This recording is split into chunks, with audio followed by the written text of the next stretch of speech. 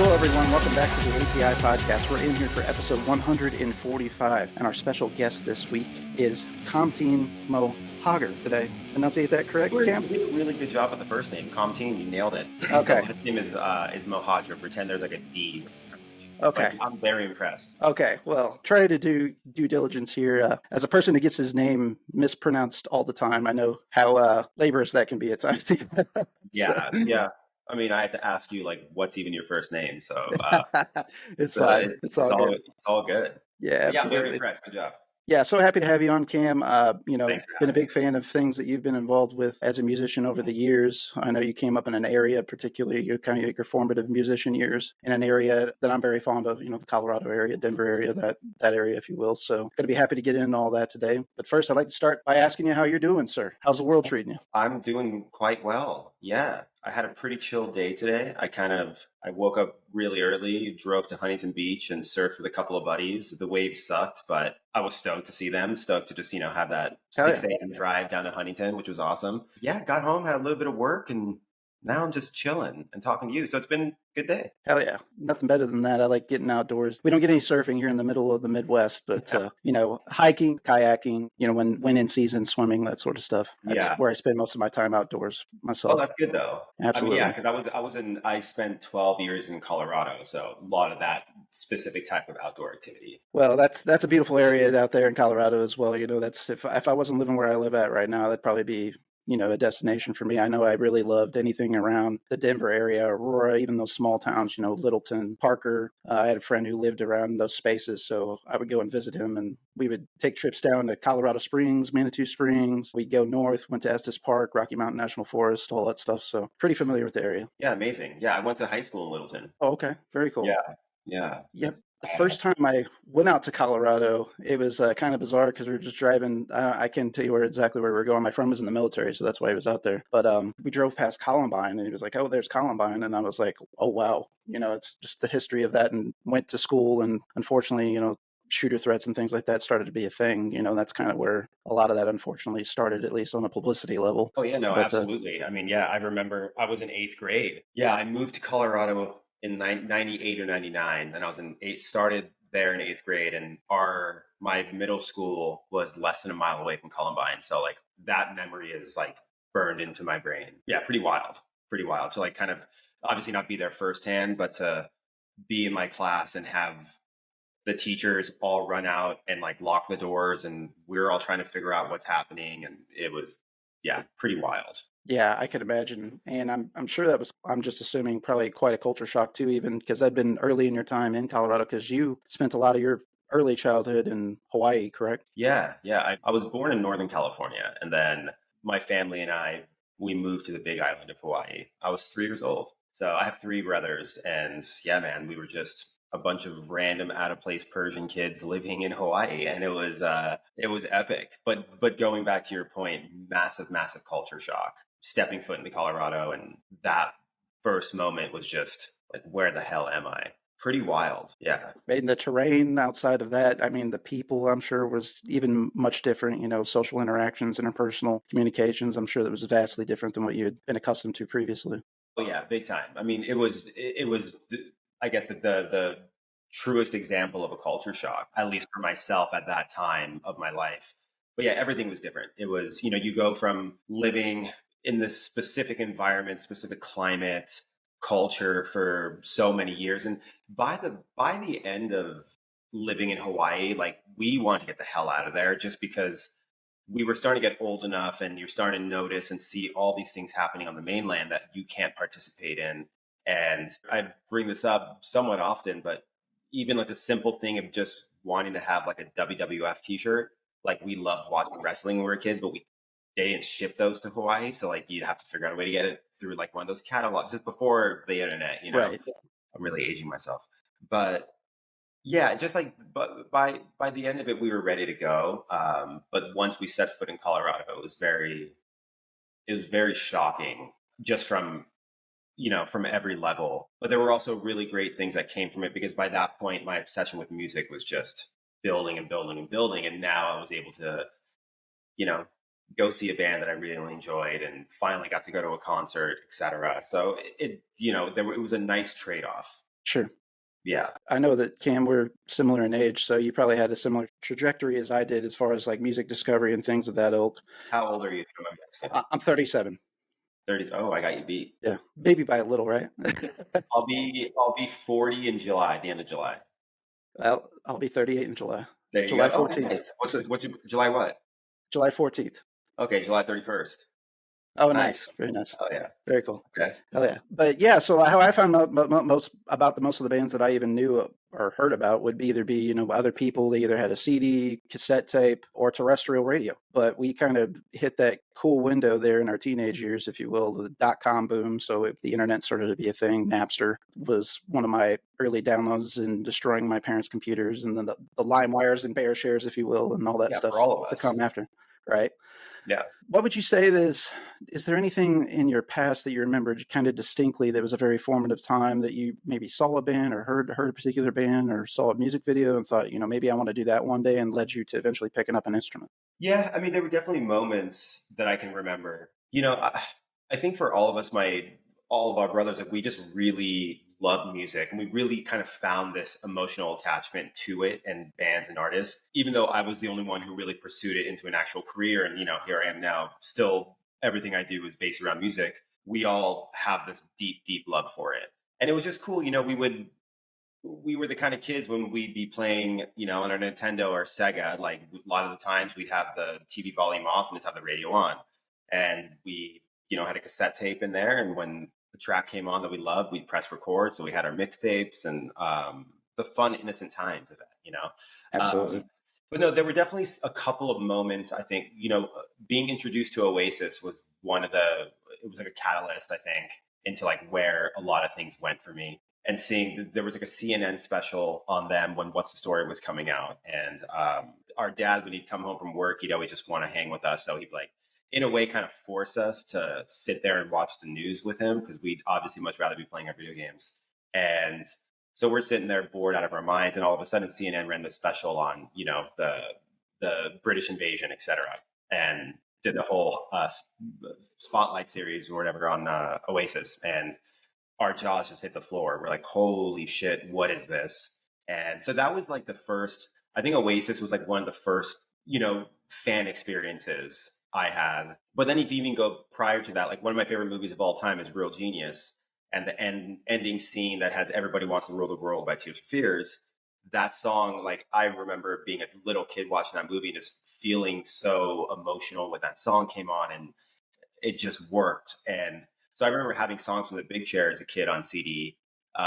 So there are these like certain moments that kind of like led to one another. But then, when you get a little more angsty and I started to kind of get introduced to punk rock, it was probably Blink-182, to be honest with you. It was probably like the Damn It video or Josie video. And then from there, and you could probably relate to this, but like I come from the generation where you found new bands by looking to the thank you section of CDs. Yes. It was like, that was one of the biggest parts of buying a new record. It was like, is there a new band I'm going to discover on this? So, so many bands, like, like Pennywise, Homegrown, the list goes on, but just a lot of those kind of like early Warped comps and Sure. and Fat Wreck comps and all that kind of stuff. It was cool. So I guess to answer your question, there are like certain chapters, which is kind of molded me to who I am today. I would imagine probably a part of that video game playing probably introduced you to some bands too along the way. I know that it did for me in particular, games like the Tony Hawk games, NBA Street, even some of the like Madden games would eventually start incorporating soundtracks into them. And, you discover some bands that maybe you weren't on your radar previously, and it sent you down this whole rabbit hole of discovering other stuff. Yeah, absolutely. Definitely, like Tony Hawk's a great example of that. But I was a Goldfinger fan before that game, so There you go. there's my cred on that. But yeah, a lot of that. I think by the time, because that was kind of a later thing. I think when video games started incorporating actual soundtracks, and you had, I think probably Tony Hawk's Pro Skater was one of the first to do such things. But then some of the early, I think, NHL games, even all the EA games and such, like those started to kind of throw in soundtracks. But when we're talking early Nintendo and early Sega, unfortunately, Right. Sonic the Hedgehog didn't have Less Than Jake playing in the background. I had to Right. put that CD in myself. You had some 16-bit music rolling around or 8-bit Yeah, music rolling exactly. around back in the day for sure. Yeah, Yeah. absolutely. Well, it's you brought up the Tears for Fears piece, and even the Oasis. Some of these bands that you've mentioned. It's funny because I feel like you can see some of that DNA even in what you play today, or even if it's bands adjacent to those bands and their sounds, or may have inspired them to be a band, if you will. But Tears for Fears is a band I remember being a pretty eye awakening band for me, much akin to like Echo and the Bunnymen or The Cure in a similar breath. But I remember hearing Mad World and Donnie Darko, but I knew that wasn't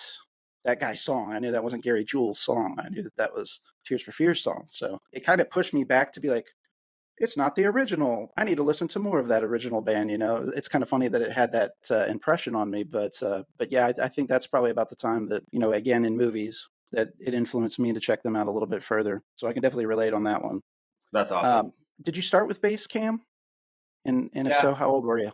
yeah, I started with bass and I pretty much stuck with bass. I was 16 years old when I got my first bass guitar. So Okay. really shitty Fender Squire from Guitar Center.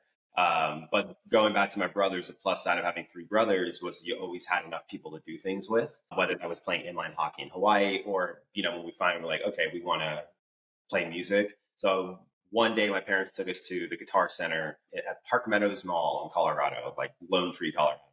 I got a really shitty blue Fender Squire bass. Other brother got a guitar. Other brother got a drum set. So we had everything like ready to go. So yeah, 16 years old, and I primarily stuck with bass. I think I don't know. It kind of clashes because I do wish I spent more time with guitar growing up, but then also I do know I play bass a certain way because I don't really play guitar. So it's kind of like a trade off, and I gotta just accept the fate. Yep, absolutely. I think you can always tell, like, when a guitarist is playing bass, for example, to kind of talk about the other side of the coin of that. Drums is my primary instrument, but bass is my second, I guess, most competent instrument for me, if Yeah, you want to yeah, call it that. But how I attack the bass rhythmically is very similar to how a drummer would approach something, especially if they're a heavy pocket drummer. I'm a heavy pocket bassist, so there's something to be said with that. Kind of what it brought you to the dance first sometimes kind of lingers over into other areas too musically. yeah. Absolutely, I agree. And probably the second instrument is drums for me. I'm a much better drummer than I'm a guitar player. So drums always made sense. As a kid, I would just sit there and air drum and tap, and always just kind of tap and then figure it out. Then I started incorporating the foot. I'm like, oh, what the hell, this works. And then when we finally bought the drum set, I just got on there and started playing. I was like, oh, I know how to do this. Now, when you and your brothers first started jamming, I mean, I'm sure much like most kids, you probably at first, were trying to figure out how to play simple songs and put those together. But was there a point that you guys started making your own music, and what did that look like? That was later for sure. That was probably, I mean, I guess not that much later. It's crazy to think about that because I was 16 when I got the bass, and then I pretty much started bands immediately. But it started out with just, I think it was called like basstabs.com. And I would just print out tabs, for MXPX to slowly go into Buffalo, uh, Pennywise Records. What? I always forget the name of the Pennywise record, but it's the album cover that has like a steering wheel. I always want to say "Can't Slow Down," but I'm like, no, that's Save Today. Like early Blink stuff. So that was the first part of everything where I would just sit in my room, play along with the records, kind of understand like, all right, like, are they really playing that fast? Or are they playing halftime? What the hell's happening? But I think by the time I was probably like 17 or 18, I started putting together bands. Yeah, I mean, really, I think the very first live show I played, I was probably 16 or 17 with my good buddy Andrew. We played like one show at a music shop. I actually have a video of it too. It's kind of amazing. I'm like stoked. He's wearing like a That's No awesome. Motive t-shirt. I'm wearing a Get Up Kids t-shirt. I mean, we just thought we were rock stars. It was Sick. awesome. And after that, it was like jamming with a few of, there was this one kid in Littleton named Fred. He was like a virtuoso at guitar and like massive Green Day fan. So I always liked Green Day. I wasn't like a crazy obsessed Green Day fan, but I learned the songs to be able to have someone to jam with. And then, yeah, probably shortly after that, around age 17, I kind of realized, I'm like, oh, I think I can write some songs. And I started a pop punk band called The Ending Ever After. And it was god awful. We played 2 shows, and my brother quit after the second show. What'd your brother play in that band? He was the drummer. Okay. Me and my younger brother. But then when we were, I had to have been 19, or no, I was probably a little older. Myself, 2 of my brothers, and our good friend at the time, we started, this was like our first real serious band. We started a band in the Denver scene, very kind of the Stills, Interpol adjacent, angular, soaring guitars kind of stuff. And that was the first kind of real taste of like, okay, this is what it's like to be in a band. We're getting some major label interest. We're kind of getting some radio play in the local shows. We're playing bigger name shows. So that was kind of the first initial thing of like, okay, this is essentially how this all works and operates. But basically, if it weren't for that band, Chain Gang would have never started, because Chain Gang came from the demise of that band. I could see that, at least as far as a through line genre-wise, because there's certainly, some post-punk moments and Chain Gang, some synthwave stuff, implemented into that. So that makes a lot of sense for sure. Yeah. So speaking of which, of course, we have to mention that you're in the Chain Gang of 1974. That is your project, your longest running project to date, right? Next year will be 20 years. Wow, that's wild to really think. wild to think about. Yeah, it is. Yeah, it doesn't seem like that much time's went by, huh? No, it doesn't. Actually, it really doesn't. It's such a part of me, and I think because it operates as a solo project, it's just a part of me. So I can't kill it unless unless I die Right. or I'm gone. Like that's it. Right. I can't ever really end it. February of 2006.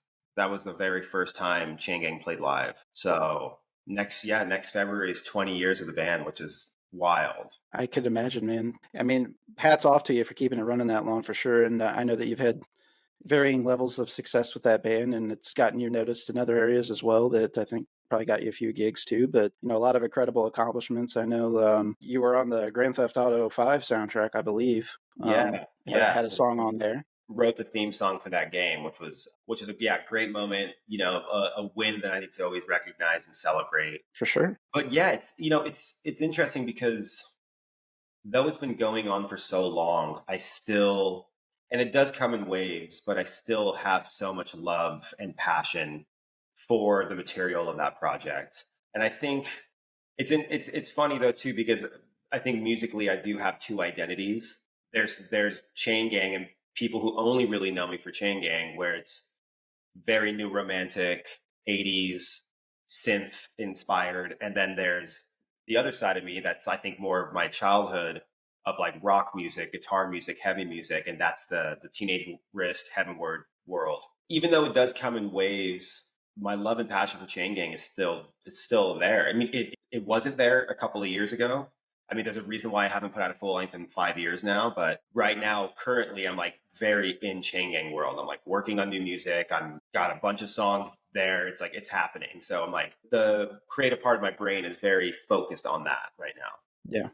But with you being involved in so many things sonically, I'm just kind of curious. You mentioned it here, so I want to hammer in on it.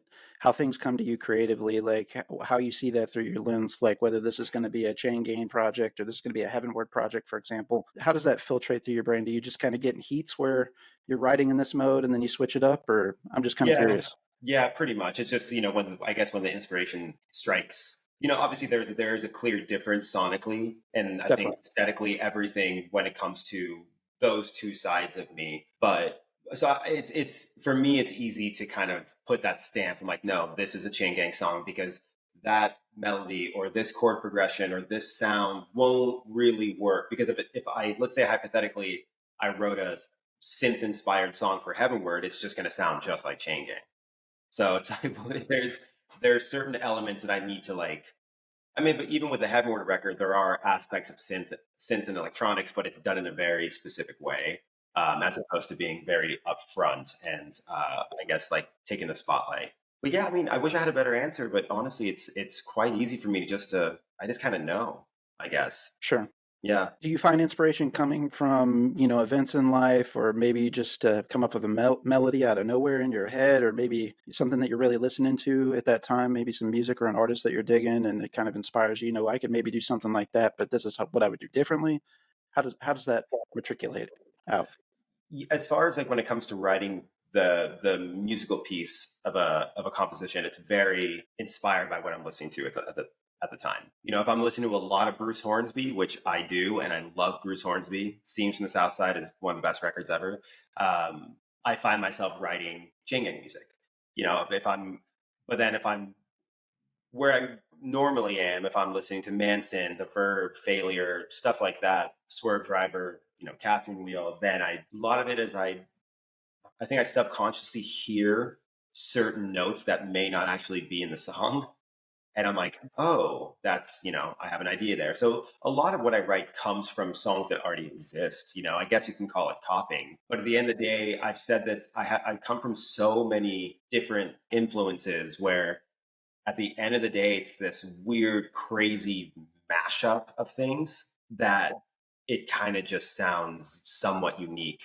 Even though I deliberately wanted to try and rip that song off, I couldn't really be successful at that because, it does go back to the stuff for Chain Gang. Even if I'm writing a Heavenward song, if I hear a harmony that I think the Talk would have done, then I'm like, okay, like that's cool. I want to take that and move forward with the idea. So yeah, I guess maybe it is a little more complex than I thought it was. Sure. Well, and maybe some people aren't going to pick up on exactly what this means, so I'll try to explain it as in layman's terms as I can. But there's overtones that come from some of the orchestration or the chords that are being played that, as a musician, a seasoned musician, you can kind of hear at times and think, this could work in this application instead. So it's not so much that you're straight up ripping it off. It's like a springboard of ideas, if you will. Absolutely.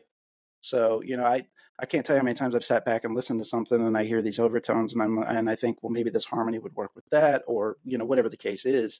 And then it takes on its own life too. Yeah. No, you nailed it. That's it. I'm kind of curious, whenever you go to sit down to write a song, are you writing that on bass more times than not? Are you picking it out on guitar? What does that look like too for you? Yeah, it's especially for, whether it was Teenage Wrist or Heavenward. Yeah, it's primarily bass and guitar. When I was in Teenage Wrist, a lot of the writing it was either me coming in with like a 80% idea, Marshall coming in with 80%, or us, all three of us in a room together, like just kind of, hey, let's see what we can write today. But because of that, it left a lot of open doors. So I think there's also a benefit too, where as long as I know, I mean, this is how the Heavenward record went.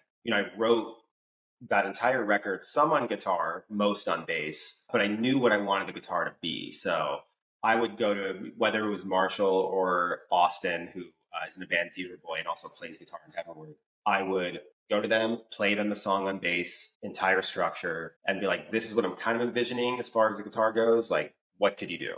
And then, yeah, they would just play and open the door, and it'd be like a really, really nice collaboration. But everything is mainly put together and pieced together on the bass guitar.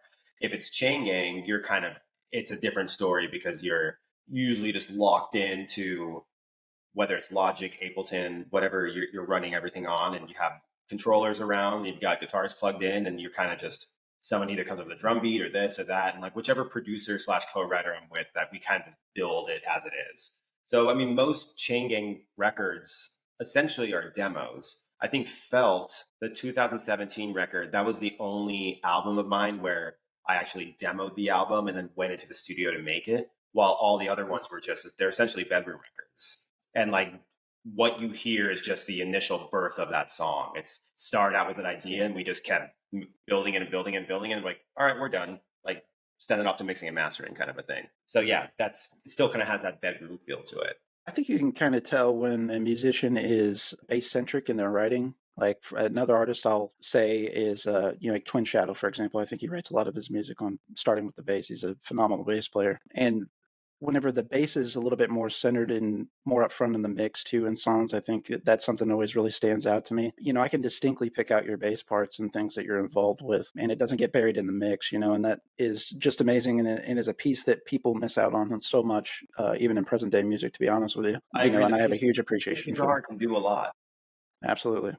And I like when people, you almost approach it like a rhythm guitar in the sense of the space that it fills, but not necessarily play it like a rhythm guitar. And I think you do a lot of that well. Well, thank you very much. I mean, I owe that to Carlos D, who was in Interpol, the original Interpol bass player. I mean, when I heard "Turn on the Bright Lights," that was, and obviously I grew up loving punk, and every bass player downstrokes.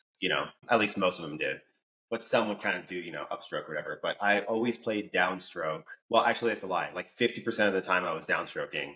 And then I saw Interpol and I saw Carlos D, plays his bass really low and just downstroking the whole time. And then if you listen to those bass lines, especially on Turn on the Bright Lights, I mean, he is driving the music. It's Absolutely. just, you won't hear a rock bass player like that. It was mind bending to me. And it still is when I listen to those records. I'm like, wow, he was just writing these parts where essentially the guitars were supporting what he was doing. So yeah, I owe a lot to Carlos D. Now all I do is downstroke. That's it. It gives there's something to it. There's definitely a beefiness there for sure, and an intensity. Yeah. Now, Chain Gang was moving along. I know that you had a lot of opportunities playing with 303 as well, another Colorado natives, if you will. So I know you've got a great rapport with those guys. Even played like when we were young here recently with them, I want to say, not too long ago. Yeah, I've done that twice with them now. So we did it last year, and then we did it 2 years prior. And I know you like literally toured with them with your own music project, but you literally toured with them as a bassist as well, correct? Yeah. Yeah, they were really early supporters of Chain Gang back in the early days. And this is back when Chain Gang was very aggressive electronic punk, dance, disco kind of stuff. I mean, it was just me on stage with a bass guitar, a distortion pedal, and an iPod Nano. And the tracks were just distorted, crazy, but the shows were really fun and like pretty fucking wild. So I reached out to 303 just as they were really kind of starting to sell out, like, 300, 400 cap rooms in Colorado. I just reached out and they were hyped. They're like, yeah, come play a show. I was like, sick. And then they kept asking me, kept asking me, kept asking me. And then in 2008, when they were really, really exploding, they did like a 70+ day MySpace.com music tour. And they brought Chain Gang out as the first of three, which was an amazing opportunity, especially being completely unsigned. I had no management. They're like, hey, we want you to be on this tour. I was like, wow, okay. So shared a tour bus with them. It was awesome. And I was like 20 something, like early 20s. It was just awesome.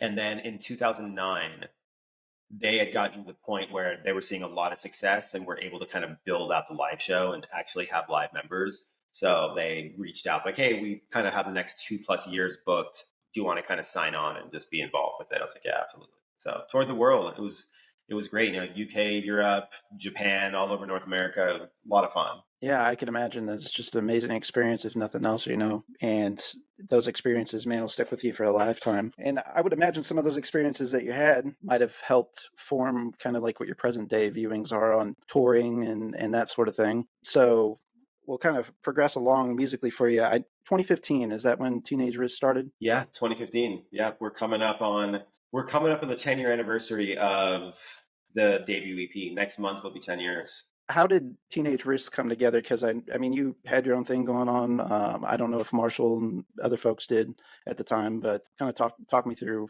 the inception of Teenage Risk. Well, so I was coming off the heels of the 2014 Chain Gang record, the record that had Sleepwalking on it. So it did well, it did its thing, but I had a really bad experience with Warner Brothers. It wasn't a good relationship. So I essentially unplugged the touring cycle quite early on that, which maybe was a mistake, but it is what it is. You can't go back in time. And I just really wanted to do something that was fun. There was no pressure. Essentially, the whole idea was like, I just want to have a band that if a band we like called and said they're playing a basement of a pizza shop, like we can go plug in and just play. Like we don't need to worry about computers, synths, sound guys, everything that kind of came with Chain Gang. It's just going to be a fun time. So I went to high school with Marshall, and we've known each other for so many years. And he was actually during that time when Teenage Risk started, he was playing guitar for 303 because I think I introduced them because they needed a guitar player. So I might be taking credit for that. I could be wrong. If so, I'm sorry, guys. So yeah, it was very everyone was very involved in what everyone was doing. So I just basically approached Marshall. I was like, hey man, I think it'd be really fun if we just kind of started a rock band. Like, there's already so much rock influence in Chain Gang, and especially with the Daydream Forever album. It was a very punk electronic record. But I wanted to really kind of push that and take it. So yeah, we got together and initially kind of just started writing a couple of ideas. We didn't really know what we were going to be, and then I think I had written bits and pieces of the song "Slide Away" originally to be on the Daydream Forever Chain Gang record. I kind of had the chord progression, I had the melody, but I was like, did nothing ever happen with it. But then when I brought it to Marshall, he put his guitar, he wrote this, wrote that, and it just became this thing. And I think that was that moment that we kind of realized like, oh, we're onto something. And then we wrote like Afterglow right after. And then it was like, I think it was every session we were just writing a song. Like we would write it and finish it. Like it would just, everything was coming out. Next thing we knew, we had like a 6-song EP. And it was like, all right, let's see what happens with this. And then the rest is a long history. Sure, sure. Well, when bands get first together, you're always trying to figure it out, and I always feel like bands are still figuring out with those first few releases, and they kind of hammer and tool in on their sound. I think you guys obviously hit, and this is just a fan perspective, so I'm no expert, but I think you guys really hit a stride with Chrome Neon Jesus, the 2018 album. Well, thank you. And a lot of like what's on there, I think, is very evident. I feel like in many ways, creatively, they went on to be a different band. You have kind of continued a lot of what was beginning to be explored there with the Heavenward project. So you see a lot of kind of some of those Brit pop, the British invasion stuff from the 90s that we kind of hit on a little bit. I feel like, there's kind of some jangly guitar rock in there, some of that shoegaze leaning stuff, like the Swerve Drivers and the Rides, if you will. There's little bits of that DNA throughout that. And, I can see why it's such a cult classic for you and the boys of Teenage Wrist, because I think it still holds up today. It's got a timelessness. Thank you very much. I mean, a lot of that was, strategic. It's like we knew. So like, when we started Brist, we knew we wanted to have a lot of influence from the 90s music, but I was always the person that like, if someone's like, I love Nirvana, I'm like, next. That's like, Nirvana's a great band, whatever. But I never fell in love with them. They weren't my thing. I chose the Smashing Pumpkins. Like they were my band, for that era. If you want to talk about the megastars in the 90s. So when we initially started Teenage Wrist was very much like, we want to take a lot of influence from the Smashing Pumpkins here, a lot of influence from shoegaze. But we're talking about the time when, I'm shocked to even say this, but when shoegaze was still very underground, and I was talking about this a couple nights ago, you had to kind of flip over rocks to find a new shoegaze band. It was really, really difficult. It was a very small bubble. Now I can't stand the genre. It's overplayed. There's nothing unique about it. And I'm not dogging anyone who's doing it, but it's like, I saw this meme. It said like, you guys are really calling any guitar music shoegaze, and it's true. Yes. It's like, people will call the Pyrophonics record shoegaze, and I'm like, it's not a shoegaze record. Like just because I what is it, the tremolo or whatever, you bend it once doesn't mean you're a shoegaze band, Right.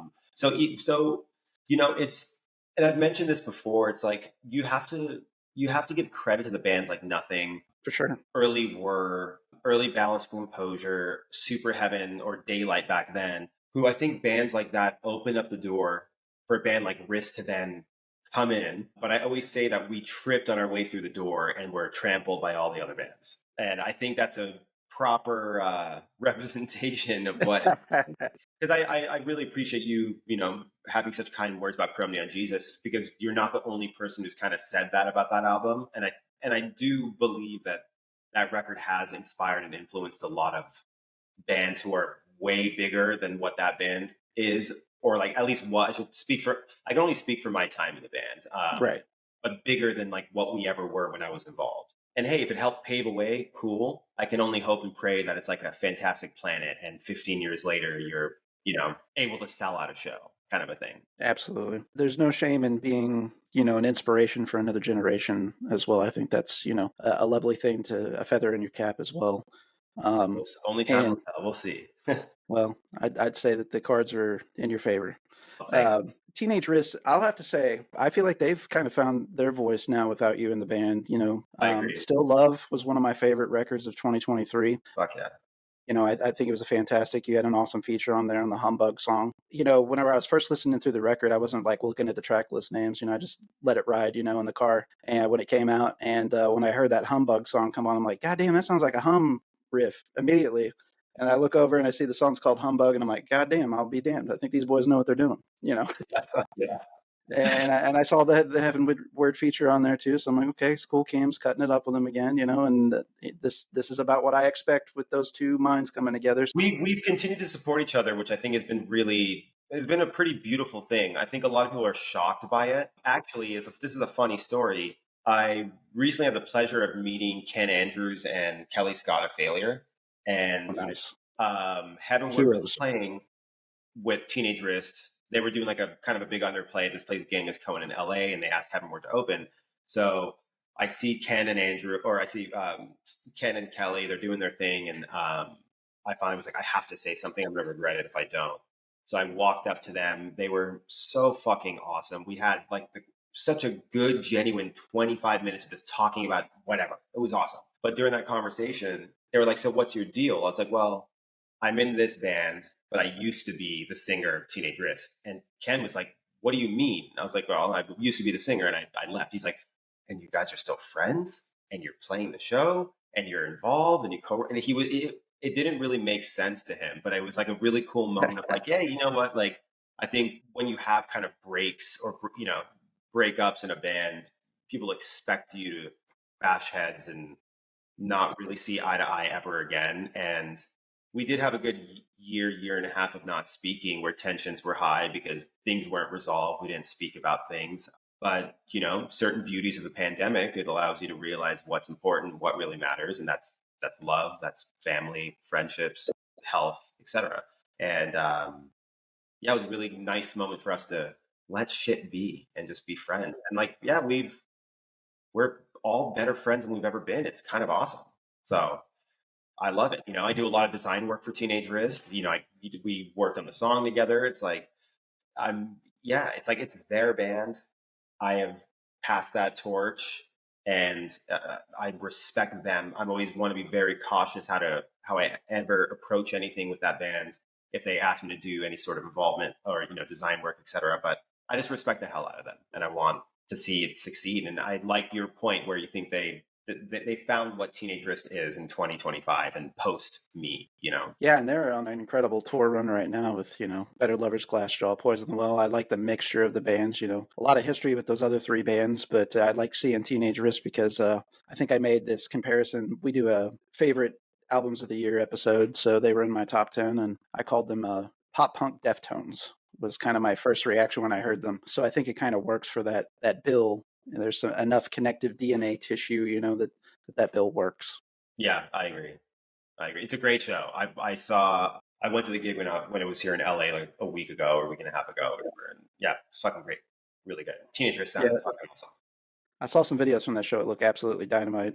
It was insane. awesome. Well, we got to talk some Heavenward because I know you're being so gracious with your time, and I really appreciate that. Chill, I'm having a good time. But I guess you were still kind of had the itch creatively to kind of do some of those things that you were maybe doing in Teenage Wrist. Or what was the thought in starting Heavenward? I'm just curious. Yeah, but I mean, it was pretty much that what you said. I know it sounds so corny and cliche, but I felt like I had more to say. It's just so corny, but hey man, that's fine. But no, it's like there was this part of me that because the end of Teenage Wrist kind of got so complicated and I feel we were really on that stride, coming off of Crummy on Jesus and then the Counting Flies EP, we were really kind of starting to explore different things and it was heading in this direction. And then, I decided to leave the band. And so I think there was a lot of this yearning to kind of focus more of myself on that sound and that side of me. And this is also coming off like a lot of Chain Gang music being released over like a 3-year span. It was like a full length, 2 EPs, remixes, features. Like it was a busy few years for Chain Gang and a successful one at that. I was happy with it, but it was, after having done the Staircase music EP for Heavenward, it kind of was like, all right, if I have to do this, it's time to do a full length record. And that kind of ties back into like how essentially it just started because it was just this kind of necessity thing. I kind of couldn't say no to that inner voice that was like, hey, just you have ideas, just do it. And yeah, it just kind of started like that during the pandemic. Honestly, I wrote the first song was that song Whole. I recorded it, or worked on it, and it was actually a nice moment because it brought Marshall and I back together because I ended up having him write a guitar solo on it. It was a nice moment for us.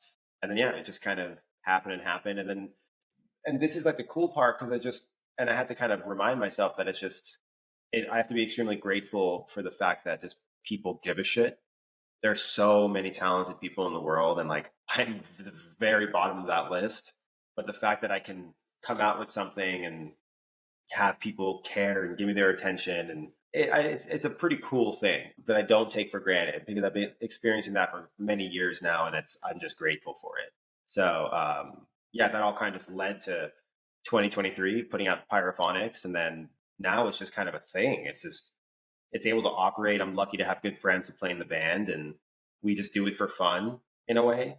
It's like I always want to operate everything like a business, but Sure. it's also like making sure I'm focusing on the right information, focusing on the right data, and not getting too in my head about, well, what if this or what if this? Just like, hey, look, like we have a very small list of objectives, and let's just take our time and cross these things off. And as long as everyone's smiling, having a good time, that's all I care about. Absolutely. Yeah. I would assume that probably some of your, previous experiences, whether that's, touring with 303 or your chain gang stuff, you probably aren't like dying to be out on the road 300 days a year No. anymore either, though, right? You nailed it. Yeah, no. It's like, I'm married, I'm almost 40, and I do miss it. I think if it's done a certain way, it's fantastic. I just couldn't do it the way we were doing it anymore. And because so Chain Gang stopped touring in 2017. I was like, this project's no longer touring.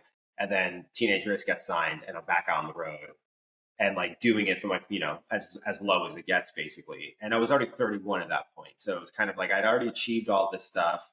And then there's now this new opportunity, but it's going to take some sacrificing. And I did it, but that was also kind of a factor as to why I made the decision to walk away from Teenage Risk. I was like, I can't keep doing certain things a certain way because it's a tough lifestyle. I don't know how Absolutely. these bands do. I mean, when you're in your 20s, it's easy, and if you're older than that and in a tour bus, it's really fucking easy. But at my age, to be in a van for 5 weeks, I couldn't do it. I physically and mentally could not. I don't think I could do it. Yeah. Too old for it.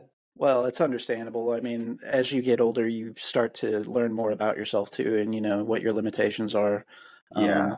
And you're realistic about that. A lot of life is, there's been opportunities that I've had and I've said yes because I feel like, well, I won't get an opportunity again. But, really you have to step back and think, where's this in my personal management of my time, my stress level, those things. And I think that's just something you don't really realize until you hit a certain maturity level, quite frankly. Yeah, it takes practice to kind of have those moments to just stop, press pause, and be like, "Hey, I gotta look out for myself." You have to do it. It's such an important thing, and it honestly keeps you going. It keeps you young because just that if that once that stress just builds and builds and builds, you Sure. just crumble. I mean, it's just you don't operate. That's just the it's terrible. It's a terrible thing. So. Absolutely. Yeah, a lot of growing and a lot of learning from all these projects where I'm grateful now that I got to experience a lot of these things because it's taught me a lot of how I want things to operate now, how I want to conduct all my business, and just life's too short to just Absolutely. be too fucking stressed out about music. You know what I mean? Absolutely. I agree. Yeah, music's supposed to be an escape from that stuff. At least it is in my world, Yeah, I and I think agree. it is for many people. Yeah, And when you it's start for me. adding those elements to it, it kind of taints the water. Yeah, So totally. So it's hard. I think more people need to be aware as to how difficult it is to be a band or an artist and like operate at that level. It's really fucking hard. And I think the younger generation now is looking at it like, well, like it's easy. It just happens like this. It happens overnight. It's like, sure, no, it really doesn't work that way. Like you have to be that really, really, really lucky 1% where it's an right? overnight sensation. But it's a lot of blood, sweat, and tears that Yeah, goes into it. I mean, There's it's definitely a yeah, lot of things that have happened in recent memory. I could say that's probably like more people's perception on that. Things like your SoundCloud rappers that popped off overnight. Seemingly, some of them, like even like Post Malone's kind of an example. Very talented guy. I'm not taking anything away from him, but he was kind of an overnight sensation, quite frankly, because he got discovered and shared over SoundCloud, and people think that's going to happen for them. That's a possibility, and people need to be realistic. There is a lot of hard work, to your point, yeah, that people have to you know really put in, and it's hard to get people to wake up sometimes, for sure. yeah, it is. But there are far worse problems that involve people to wake the fuck up right now in this world. So, I agree. Yeah, so no question. yeah, music is just Yeah, supposed to be that good escape. It's supposed to help you through your absolutely. emotions, your rough times, your good times, and I think yeah, Well, it does that for me. So I'm grateful for that. I got to toot your horn a little bit more on Heavenward, because I know that's something that's a little bit more active for you as well. So we mentioned it previously. You're kind of going back to scratching that itch, some of that '90s love. I hear a lot of those moments, like I mentioned earlier, kind of the jangly guitar spots, whether it's, something that makes me think of like Catherine's Wheel or Stone Roses or Swerve Driver, even Oasis. But then you kind of mesh it with like the more stateside, shoegaze inspired alt rock stuff, so things like Failure, like you mentioned earlier, Far, I can hear a little bit of that in there too. So I think it's very evident you're a case of, your musical inspirations are worn on your sleeve, and I love it. Thank you. I appreciate that. That's fucking awesome. That goes back to what I was saying earlier. The people that the fact that people fucking care and dig what I do because I'm just a normal guy. Like I'm as normal as it gets. I'm actually quite boring. Um, I just like to geek out about cool music. Like that's all I really care about. So yeah, I think it's cool that I'm able to kind of have these influences, kind of proudly wear them, and then have people react and be like, "Oh, this is cool." But also like in a way, like this is like the brattiness in me. Like pyrophonics was kind of like I want to say kind of fuck you to like what's currently happening in rock music right now, just because like I'm just had such a distaste in my mouth towards it all, where everything's just like, oh, it's this new trend. We're just doing this. We're just doing it. The fact that shoegaze is getting signed to major labels, it's on one side really fucking awesome, like kind of amazing, but also at the same time like, ugh, okay, it's just now it just everything feels wet and soggy. But You made pyrophonics, the I wanted to just make a rock record. I wanted to just make a cool angular rock album that came from these really special spots and special moments in music's past, and the fact that people are able to pick that up, like, hey, I can hear Failure here, I can hear Year the Rabbit here, I can hear this there, like that to me is really really cool. And I think moving forward, like I've already I have a lot of new Heavenward songs written and will most likely go record this year, but it's already pushing away. It's like I'm like, how far can I take this? Like what can I kind of get away with here? Yeah, I'm excited to kind of start diving into that. I think it's gonna be cool. You had made the comment earlier, and I meant to hammer in on it, and I forgot. But recently, Chat Pile had made a comment about shoegaze music, which they're one of my favorite bands. I think the guys are hilarious. But somebody had likened their new record to shoegaze, God, and they said, I'm pretty sure, probably Reagan's probably the one that said this, but it was from their official account. He said, "I think it's finally time. This is case in point that we can retire the term shoegaze. That it's fucking pointless." you know, because yeah, so many people are strapping that label on I themselves know. now, and It's it's just I've talked about this with Marshall a lot, and it's just there's nothing against the genre. It's such an amazing genre. I think it's one of the most powerful genres that have ever existed, and I owe so much absolutely. to it because like I mean, even some of the early stuff. I mean, I remember like hearing obscure bands like Amusement Parks on Fire, like the song Venus and Cancer, back when I was like 14 or 15, and being like, what the fuck is that? Maybe I wasn't that young. Maybe I was like 17 or something. But um, and then even early ride stuff, like hearing Yes. those songs and just being like having my imagination just kind of filled with this sound, and it's incredible.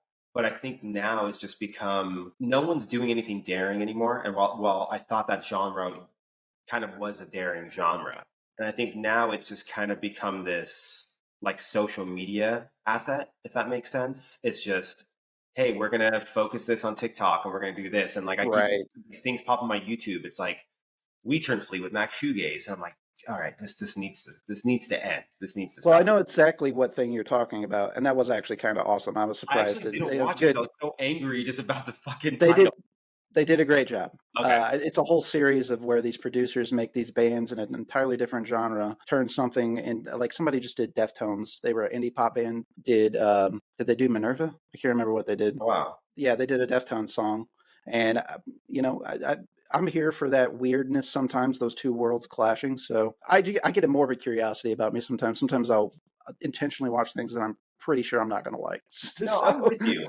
I'm with you. And again, yeah, I want to state that like this isn't like a diss towards anyone. This isn't a diss sure, towards sure, thing. It's just it's kind of like, I have a friend who writes for a lot of country acts. And he came to me and he's just like, "Hey, I need shoegaze chords." I was like, what do you mean?" He's like, "Oh, well, like a lot of like country guys want to start using like shoegaze chord." I'm like, please. is this a good thing? Is it a bad thing? Yeah, I don't know. But so for me, like I think it's rad. I'm just not personally interested in it at the yeah, moment. A lot of sure, new bands that are kind of coming out. I'm like, hey, good for you. Like, keep doing what you're doing. Like, who am I to make any decision about this? Like, I'm probably not going to be a fan of it. I'm probably not going to listen to it just because it doesn't do anything. That's all it is. Like, not bad, not that it's anything. It's just I know what I like. I know right now that that's not something I'm really interested in. sure. I think what you're saying is what my personal motto is, and I've said 1,000 times on this show, is there's always exceptions to the rule, though. You know, you may have an overall arcing statement about something, or you might have a, like, for example, like country music, not really my thing, but I love the shit out of Johnny Cash. You know, I think Sturgill Simpson. But yeah, I think he's amazing. You know, come on. You know, how can you not like Highwaymen? You know, so there's always exceptions to the rules. You oh, know, so absolutely. I mean, dude, the new Glare record, it's a absolutely, it's great fantastic. album, and it's done. See, here's the thing for me, because like when I'm talking about this whole shoegaze thing, I'm just talking about the people who are, it's just kind of like your standard On the Deftones, trend drop side, key chord, blah yeah, blah. It's the same thing over. It's just recycle. But yes, like I put on the Glare record, and it was like, and they're a great band. I think I've been a sure. fan of everything they've done, but I think they really shined on this full length. Their Yes. smart structures, their songwriting. That's one of my biggest things. I think for me, I think vibe is important. At the end of the day, you need to write songs, and I think that's a reason maybe why Teenage Wrist had this recognition off the bat, because Corona and Jesus, like we specifically, like we come from songs, like all the stuff that we grew up loving. They're well written songs that could stand on their own with an acoustic guitar and no effects. Right. And Yeah. so that's kind of my biggest thing. I'm like, vibe is cool. I'm all for it. It's basically my day job, with like the creative and design work. But like, there's only so much emotion I think you can touch just by a vibe. There needs to be, and this is again just me. Like, I don't want to come off as that grumpy old man. I swear to God, to whoever listens to this, I'm not that. But just for me and my taste, like I need just well written songs. Yeah. No, I get it. I think And Blair did that. Blair did a very good job on that record. absolutely. Yeah. Sunset Funeral's a 10 of 10 record. I mean, it's great. It kind of covers all the bases. You know, another thing that gets, on last point on the shoegaze thing, people call shoegaze, but then, it's labeled shoegaze because they got 10 different reverbs on and 3 different delays on, and the music swirls like unconscionably. It makes you nauseated. Like, just because you're doing these things, like checking these certain boxes, doesn't make it shoegaze either. And that's something that kind of annoys the piss out of me Yeah. as a fan of the genre. Quite frankly, I'll have the more rough takes. I'll be the bad guy. And then the whole TikTok phenomenon too. Like, it's kind of annoying because I feel like it's kind of ushering people's attention spans into a shorter fashion, and it's a lot of shoegaze, what it actually is in its true spirit. So bands like Slow Dive, for example, is being this ethereal masterpiece, this orchestration, if you will, that you have to actually sit and digest. And I don't think that's the right application. I mean, cool if you catch people. I have the hardcore mindset in the sense that like whatever brings them to it. Yeah. But at the same time, what are we doing here? So Yeah. It's tough. It's like I have my frustrations, but it'll always come down to like, who am I to say anything about it? I have my opinion, as I'm sure many people have their opinions on what I do. For as many people who love what I do, I'm sure there are just as many who can't fucking stand it. But hey, that's life, man. yeah, takes all kinds. Yeah. Speaking of loving what you do, another thing that I love that you do is your graphic design work. We've mentioned it a few different Thank times you. here. I just love your eye, your vibe for things. It has a very, I don't know, like, like bands like I guess people would call them like radio butt rock of the late 90s, early 2000s, but they were popular, and they had very cool design chic. So things like Fuel and Filter, Oh, yeah, I think you great kind one. of tap into some of that. Yeah, those record covers, which is what drew me in initially as a teenager. Whenever they released those, I'm like, God damn, this looks badass. I'm going to buy this and I'm going to give it a try. So that type of aesthetic, I think you tap into very well. So it hits a nostalgia note for me. I know that I'm probably partial to it for that reason, but it's also great looking. I know you've done a lot of work for amazing artists. I think you just did the Poison the Well merch for this tour, I which I did, sent yeah. to like 20 friends. And I was like, look at this. This is like the best merch that they've had in some time. And Oh, dude, yeah. I was just at Furnace Fest and bought some stuff. I'm like, God damn, I wish they had this stuff when I was there. Dude, But fuck. and then I didn't even realize you did it until I was like looking on your page. I'm like, fuck, Cam did this. That's Yeah. amazing. No, it's been cool, man. It's been, I think it's just something that kind of made sense just because it's an aspect of my own music that I think I take so seriously and sometimes to a fault. But I found myself in the position back in 2019 when I knew Chain Gang was going to release new music but wasn't going to re-sign. So I was like, well, there's no longer the art department there to kind of help facilitate these ideas. What do I do? And thankfully, my wife went to art school, knew the Adobe Cloud like in and out, and kind of gave me like a very brief rundown on like Photoshop. And I just, yeah, it was like basically right before the pandemic I opened up Photoshop for the first time. So I'm still a total newbie at this. A lot of times I don't think I even know what I'm doing, but it's been a really, really fun like 5+ years, and I've been able to do a lot of work for a lot of bands and artists that like I love. It's been pretty wild to think. Yeah, it's to think that like 5 years ago, I'd never opened Photoshop, and then I've done merch for like Slipknot, Rolling Stones, Yeah Yeah Yeahs. Trying to think of like the big, big, big names. I guess I might be doing something right here, but yeah, it's fun. I'm grateful that bands trust me and want me to come on board as kind of doing full creative direction for album cycles and like the album layouts and covers and all that. And you want to create a world with the record. And it goes back to what you said. It's like we come from a time where it's like I would buy a CD just because of the way it looked. It looked fucking cool. And I'm like, fuck it, I'm buying this record. And most times the album sucked. There was one good song, but classic 90s. That's the way it goes. Cover looked great. And you got to just look at it all day. Absolutely. Yeah. Well, some of the other incredible work that I noticed that you did, like I really wanted that fucking rotary phone Foo Fighters shirt that you did, as well as the Ray Gun one, because like Yeah. to me, the best Foo Fighters album is the first self-title. I'm sorry, that's just I love it. It's Yeah. got this Great record. rawness to it. It's got this energy to it. It's in my wheelhouse. It does it for me I personally. agree. And I it taps agree. into that time. The artwork, the artistic And direction that you it had comes. there.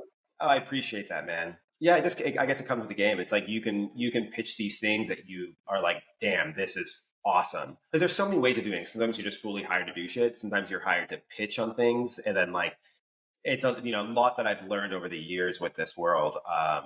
But I feel grateful that it's been a combination of merch and then also a lot of kind of full album campaigns, which that to me is like the funnest thing. I just did everything for their new Pure Noise Records band, Stateside, like just really solid pop punk band. They have so much love for the early 2000s and like my generation of what that like kind of emo punk world was. So this is the second release we've done together as far as like collaborating on a creative level. And yeah, we just did like the full photo shoot in Orange County, set everything up. I have like my good buddy Joe, he's Shutter Happy Jose on Instagram. He's like an OG. It's been great. I hired him to come on board for the photography, and we just have fun. It's cool. And then I'm pumped. Like I'm like, Joe, give me the files. I need the photos. I want to start editing the photos. Let's go. Like I want to start this process. So it's this cool way of, because there's so much excitement for me when I release my own music and like release an album. So this is kind of a way of doing that without having to write the songs. I'm Sure. like, helping these people put together this world, and like you want it all to really match that feeling of the music and the emotions. And like it goes back again to what you were saying. Like I'm that guy who would just sit and stare at the CD cover and like look at it while I listen to the records, So I want to do that. I think cover art's very valuable. Yeah, I think the aesthetic piece is something that a lot of bands could use a leveling up in, if you will. I get the good pleasure of sometimes talking to bands on here, artists that kind of have a vision for it all, but I would say it's like in the lower percentage. That's something that they usually have to hire out. So, obviously I'm telling you something that you already know, but that's it's a blessing that you have those abilities and are also a fantastic musician as well and write great Thank music. you. So, you get to tap into all those creative wheelhouses, whenever you're ready to release something again. Yeah, it's true. It helps. It makes the adventure a little cheaper. Well, I'm really excited to see what other work you have in the near future, or any future for that matter. I got to mention before we wrap things up too, man. I absolutely loved the feature on the Oversize album. I talked about it on the episode I did with the Yeah. Oversize fellas.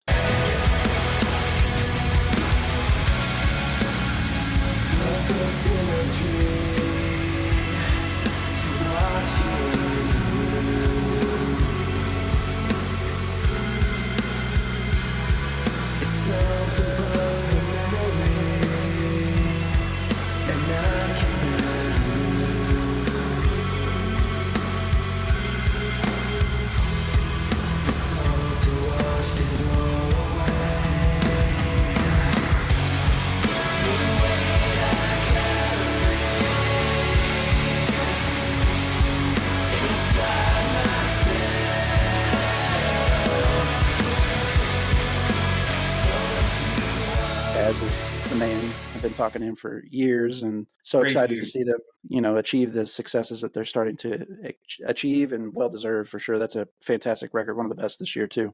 Yeah, they're awesome, man. They're such nice kids, and I did the design work for their previous EP, and they were big fans of like my era of Teenage Wrist and stuff like that. And yeah, they just reached out. They're like, "Hey, we have this song," and it's like I'll usually never participate in a song unless I have some sort of creative hand in it. I need, I want to write some melodies. I don't want to be given something and just told to sing. It's not how it works.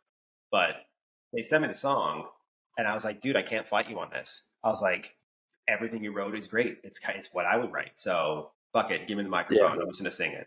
So it was a different experience for me, just because, like I said, like I like to be involved, but I think they're a great band, and they made a great record, and the song is fantastic, and it was cool to kind of have that moment with them, and it's served well for Heavenward as well. It's brought in new fans, and I think that's really cool. But I hope Yeah. they just continue to go up. Well, it's rare that you get this occasion, these perfect storms coming together, and that is, that the two vocalists' voice complement and set so well together. So yours and Sam's voice on that track, Salt, is just I don't know that that can be recreated very easily again. It was just a seamless transition. That feature fit the mood, fit the vibe. I mean, everything was just perfect, checking all the boxes. Fuck yeah, I appreciate that, man. Absolutely. Well, man, keep up all the good work. Big fan of everything that you're doing. I just want to hit you with some quick hit personal interest questions on the way out here, Yeah, Cam, if you'll humor me. Just so our audience gets to know you a little bit better. I know we've hit on quite a few different things that you spend your time with. So what's a hobby maybe that people wouldn't suspect is one of yours, Cam? What is something that you like to occupy your time with? so it can't be surfing because I've already said that, right? You did already say And surfing. I'm also kind of public about that. I really like watching baking shows on TV. Really? You got certain ones that you enjoy the most? I don't really have hobbies. Like yeah, I just like no like cool weird hobbies. Um, Well, the fact that you watch baking shows, do you actually apply that? Do no, but you I've been try and make? thinking about baking. Okay. Yeah, for some reason there's on the Food Network there's like the Halloween Bake Off or something, Oh yeah, and yeah. it's like brain rot. It's very mind numbing, but I find it very relaxing. I just get to, I put it on at night. I just fall asleep. Absolutely. Yeah, So I like everybody it. It needs. comforts me.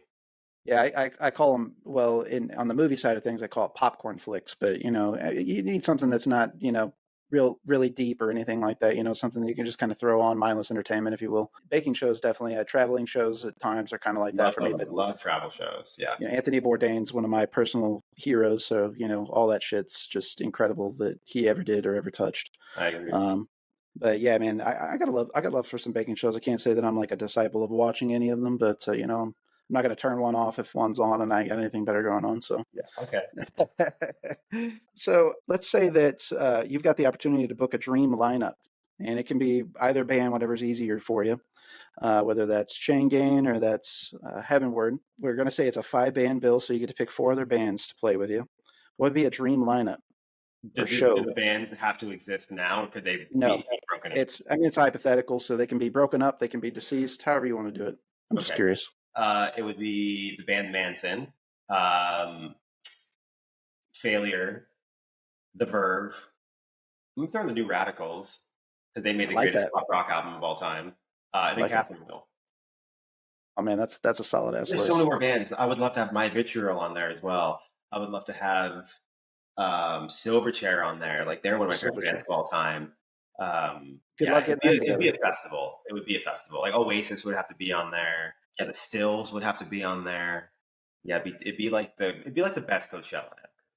Original Interpol lineup. OG Interpol with Carlos D. I got to see that. I got to see them on the Turn on the Bright Lights tour Dude, in that's sick. Colorado when that album came out. Jealous. With the Stills opening, it was one of the best shows. Life That's changing. incredible. Yeah. That is incredible. Well, you mentioned Failure a few times. That's one of my favorite bands of all time as Fuck well. yeah. And Fantastic Planet's probably top 10 album of all time for me. Yeah. Dude, I I super was love it. I was in a chain gang session yesterday and I was coming home a little later. I was like, I'm just gonna stop at a burger spot by my house. So that place, The Counter. I don't know if you have those over there, but it's like build No. your own burgers kind of a thing. So I'm wearing my Failure t-shirt and like this super young kid who's working behind the bar. He's got to be like 21. He's like, Failure. I love Fantastic Planet. I listen to that every time I leave school. I was like, dude, yes, this is amazing. I was pretty stoked. I was like, I didn't think I would really meet another Failure fan here in like Santa Monica, California. Sure. Yeah. Yeah, I recently got those first 3 records on vinyl, so those were kind of holy grail items for me. When I saw Failure, I got a cassette of Fantastic Planet, but to be honest with you, didn't sound great. Okay. So I had to have the vinyl, so I sprung Yeah. for that remix Nice. remaster by Ken, and then I've got Wild Type Android on cassette as well. So, Dude, but yeah, those I need to later fill it in. records are so good as well. Oh yeah, absolutely, yeah. Like Talk about a those band. post Fantastic Planet, they're such good records. Like they're working on new stuff now, so I'm excited to see what they do next. Yeah, me too. And anytime they're in my neck of the woods, I'm going to be checking them out because they still sound great. Present Yeah. day, Yeah. super impressed with the show I went to. Let's say that you have the ability to do a dream collaboration with any artist, any era of any time. Who would that be? Greg Alexander of the New Radicals would be one of them. I think he's one of the best songwriters and producers. It's just a shame that there's that one hit wonder stamp on that record. But Right. it's a perfect pop album.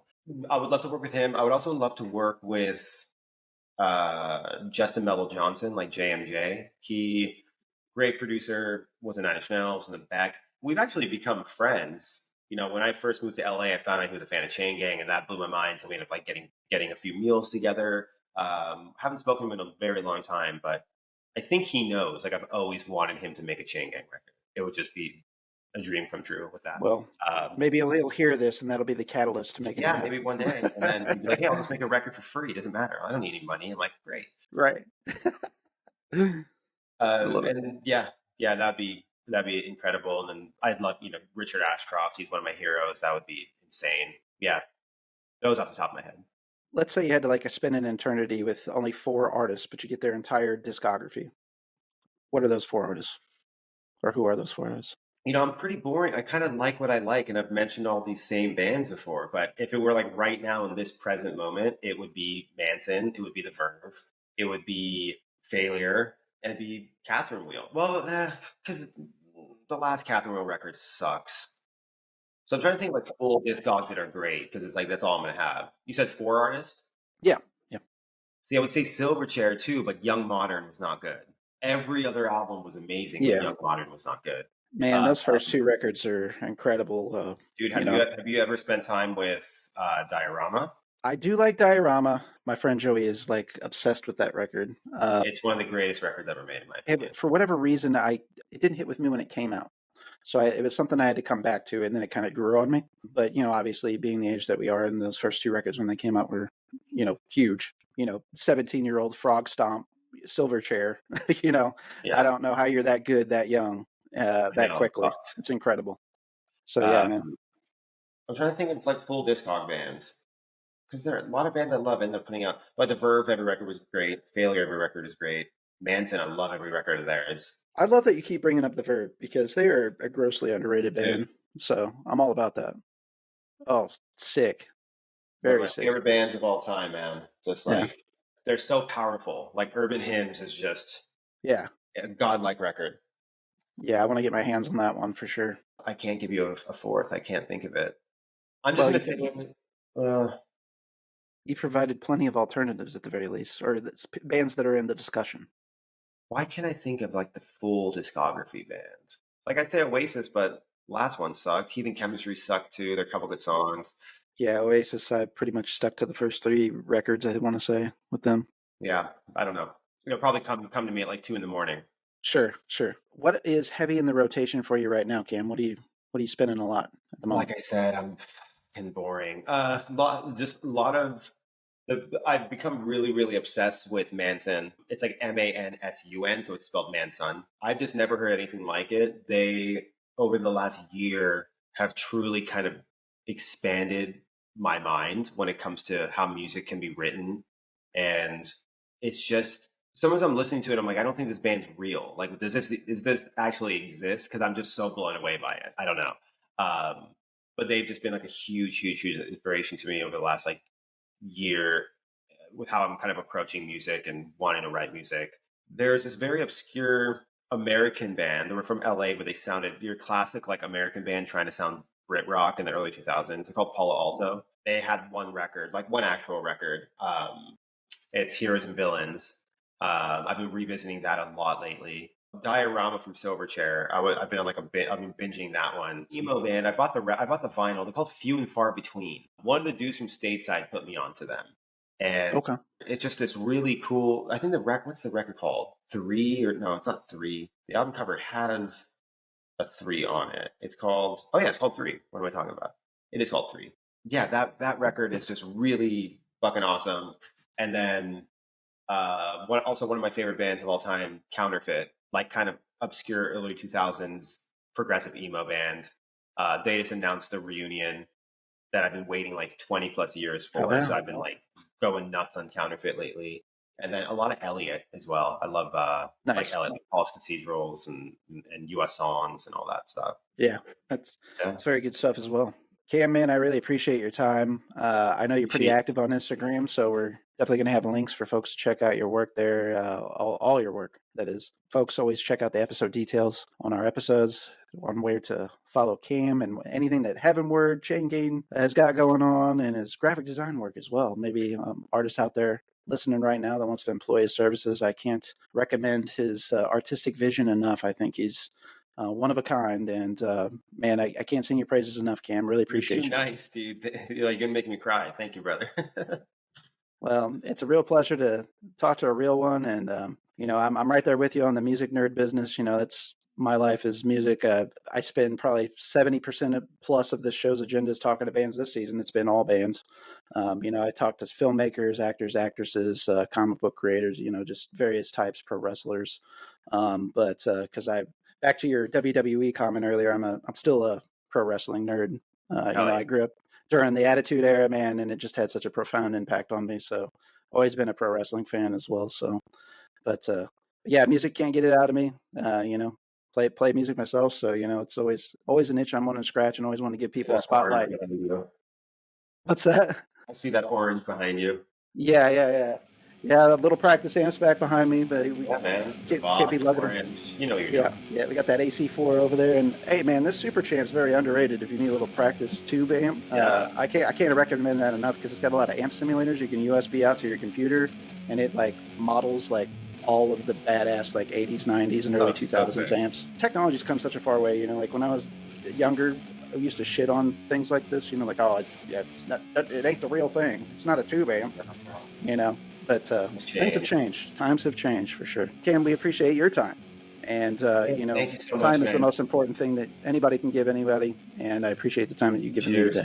Man. I'm so grateful for you, the kind words.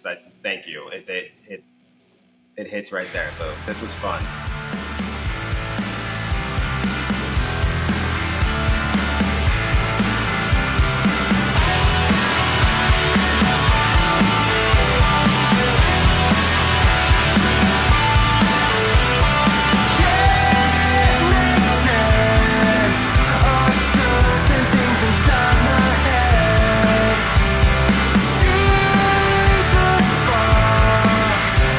Turns me on and pulls apart.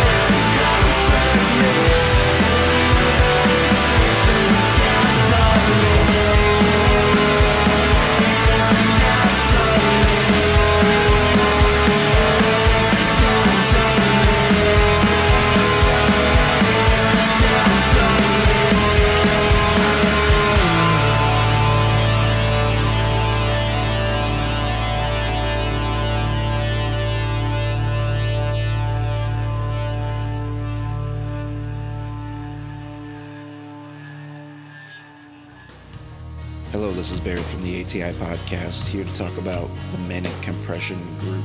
The various podcasts that make up the MANIC compression group include ATI Podcast, Waxing On with R&J, Nod Narb's Closet from Ed Ozen, and It's Just Two Movies. The MANIC compression group is a voice for the voiceless, a platform for those dream chasers. The various creative arms of the MANIC compression group all have one goal in mind, and that is to bring a spotlight to underground artists and amazing artistic works. ATI Podcast, hosted by yours truly, focuses in on interviewing rising artists, content creators, and small businesses. Waxing On with R&J, hosted by brothers Ridge and Jake Jackson, gives love to physical media. It promotes purchasing physical media as a means to support artists, album reviews, details on production and audio quality on various formats, all with the end goal in mind to give some love to some amazing artists. Outside of the physical media love, you're going to get reviews on recent concert going experiences as well as local show calendars. Nod Narb's Closet focuses in on miniature painting, the D&D world, role-play games, as well as various niches in the hobbies of 40k Warhammer, Dungeons & Dragons, and tabletop RPGs. Led by Brandon Stewart of Ed Ozen, Nod Narb's Closet brings attention to the many talented people involved in the hobby. It's Just Two Movies, hosted by Danny King in a rotating guest panel, covers just that, two movies. One critically acclaimed or favorably viewed, and a secondary movie probably not good, but the hope is that it is so bad that it's entertaining. Sit back, enjoy some libations to the velvety tones of Danny King and guests with an injection of jocularity and improv comedy. The MANIC compression group can be found across all podcasting platforms, but the full experience can always be enjoyed on YouTube. We thank you all. Stay safe out there.